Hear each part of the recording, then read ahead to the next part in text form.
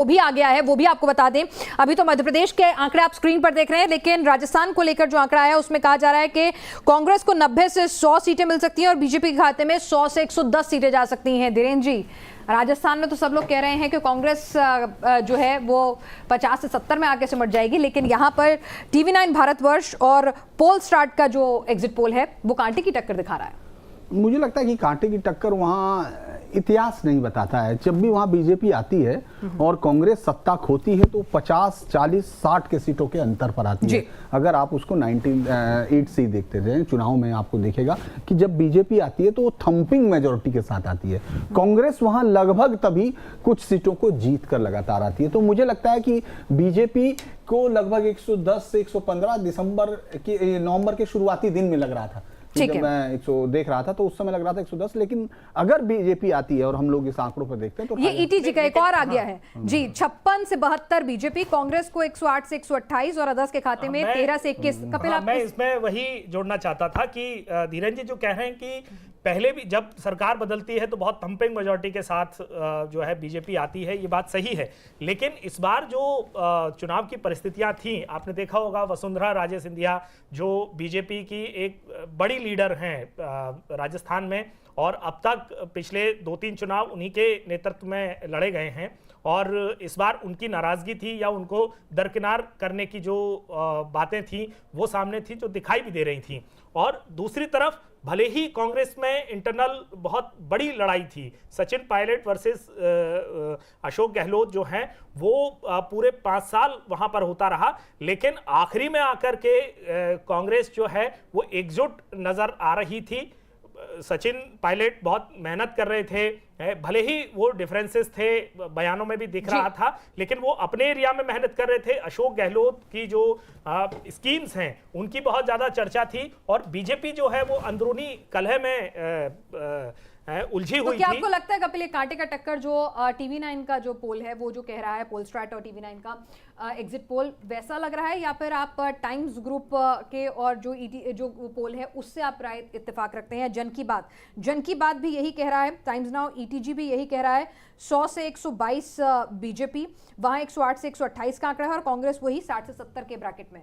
तो आप लोग कौन से एग्जिट पोल से ज्यादा इत्तेफाक रखते हैं? नहीं, मेरा मानना है कि अगर बीजेपी वहाँ, मतलब चूंकि लग रहा है जैसे देखते हैं, तो बीजेपी वहाँ 130 सीटों से ऊपर ही रहेगी, ऐसा लगता है। क्योंकि बीजेपी वहाँ जब भी आई है वो शिफ्ट पिछले कम से कम 5-7 इलेक्शन इसी तरह हुए हैं, और जिस डिवीज़न की हम चर्चा कर रहे हैं वो डिवीज़न जब यहाँ तक कि खुद उन अलवर या इस तरह की बेल्ट है जो गुजर बेल्ट है, जहाँ सचिन पायलट बहुत ताकतवर लीडर थे, वहाँ जब भी वो गए तो आप वहाँ देखेंगे सभाओं में, बातचीत में ये भी हुआ कि हमको सबक सिखाना है कांग्रेस को। वो उनके कहने पे भी उनके वोटर्स नहीं मान रहे थे।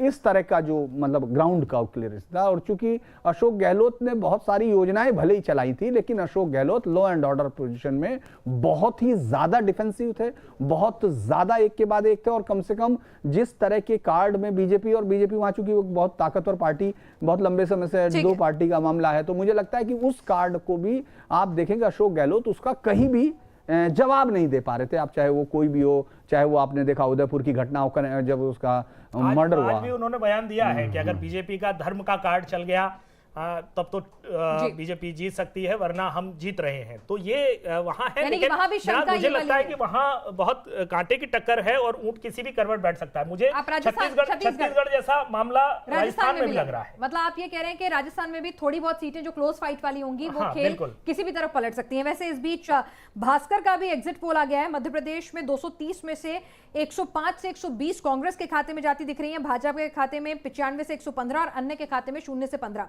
राजस्थान के लिए भास्कर का एग्जिट पोल कह रहा है कि 199 में से जो 85 से 95 सीट है वो कांग्रेस के खाते में, भाजपा को एज जरूर है 98 से 105, और छत्तीसगढ़ के लिए कह रहा है कि 90 में से 45 से 55 कांग्रेस और 35 से 45 बीजेपी। यानी कि राजस्थान और कांग्रेस में क्लोज फाइट धीरेन्द्र जी मान रहे हैं, कम से कम भास्कर का पोल और छत्तीसगढ़ में दोनों में यही स्थिति बता रहे हैं। आप इत्तेफाक रखेंगे? नहीं, मैं मानता हूं कि राजस्थान तो क्लियर है, क्लीन है, उसमें कोई वो नहीं है। छत्तीसगढ़ जरूर है कि किसकी तरफ बैठ जाएगा, वो बहुत ज़्यादा आश्चर्य नहीं, वहाँ बहुत क्लोज फाइट है। कांग्रेस भी अगर वहाँ मान लो सत्ता में आती है तो 55 से ऊपर। चलिए, सीएनएक्स का भी छत्तीसगढ़ के लिए पोल आ गया है। 30 से 40 बीजेपी के खाते में जाती दिख रही हैं और 40 से 56 कांग्रेस और अदर्स हम लोग 50 को नहीं मिल रही है। शायद अदर्स का आंकड़ा गलत है, इसको जरा हमें चेंज करना होगा।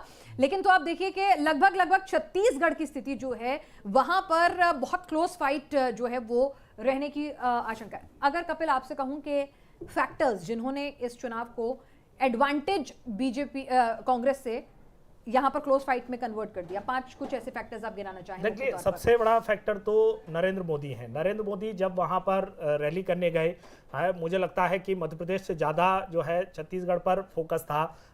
नरेंद्र मोदी ने जितनी भी रैलियां की हैं उन्होंने उसमें बहुत ही इमोशनल तरीके से कहा कि छत्तीसगढ़ के लोगों को ये मोदी की गारंटी है, आप मोदी पर भरोसा कीजिए, मोदी आपके जो काम हैं वो करवाएंगे। आपने मुझे तो बहुत आशीर्वाद दिया जब 2019 में लोकसभा के चुनाव हुए थे, तो आपने बहुत जमकर के मेरे लिए वोट डाले और सारी जो सीटें हैं वो दी। 2018 में कांग्रेस को जिताने के बावजूद भी, तो अब जो है 2023 के विधानसभा चुनाव में भी आप मोदी की बात पर भरोसा करके बीजेपी को वोट दीजिए। और उन्होंने एक चीज़ और कही कि ये मोदी की गारंटी है, और सारे जो लोग उनकी सभा में आते थे उनसे ये कहते थे कि जो लोग नहीं आ पाए हैं आप उनसे जाकर के जब वो घर जाएं तो उनसे जाकर के कहिए कि मोदी ने ये कहा है। तो उन्होंने बहुत इमोशनल तरीके से जो छत्तीसगढ़ में प्रचार किया था।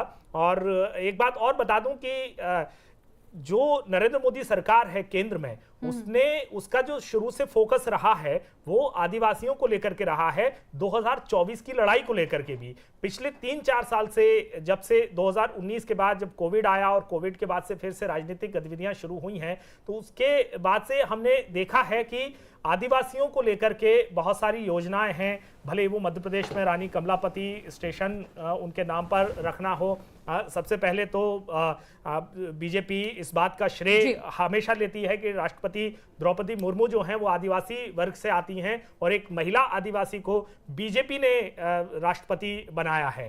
तो ये सारी जो चीज़ें हैं वो फैक्टर कहीं ना कहीं छत्तीसगढ़ में काम किया है कि वहाँ मोदी के चेहरे पर फोकस करके पूरा चुनाव लड़ा और एंड टाइम पर आकर के वो कांग्रेस की बराबरी में जाकर के खड़ी हो गई बीजेपी। ठीक है धीरेन्द्र जी, अगर आपसे मैं इसको एनालाइज करूं तो कपिल की राय से आप इत्तेफाक रखते हैं, आपके कुछ अलग फैक्टर्स भी हैं जो आप दर्शकों से साझा करना चाहेंगे? मुझे लगता है कि बहुत ज़्यादा केंद्रीय चुनाव हमेशा से ये कोई नई चीज़ नहीं है। बीजेपी ने अगर मोदी पर रखा है इलेक्शंस तो कांग्रेस इसका मतलब है कोई काट नहीं ढूंढ पाई, क्योंकि ये तो पहले से तय था कि उनके पास स्टेट लीडरशिप नहीं है जो भूपेश बघेल का मुकाबला करेगी। तो लिहाजा ये सबसे पहले स्ट्रेटजी थी कि बीजेपी लास्ट में सिर्फ प्रधानमंत्री मोदी के चेहरे पर आएगी। और अगर कांग्रेस को खासतौर से भूपेश बघेल इस पूरे चुनाव को अपने से ही लड़ रहे थे, क्योंकि सेंट्रल का कोई भी लीडर कांग्रेस के पास ऐसा नहीं है जो वहां जाके उनकी मदद करके 2 वोट खींच के ला सकता था। इसके उलट बीजेपी के पास कम से कम 2 लीडर ऐसे थे जो उसके कम्युनल कार्ड को या जो उसके हिंदू मुस्लिम कार्ड को और ताकत देते थे। 2 राज्यों के मुख्यमंत्री हमने देखे,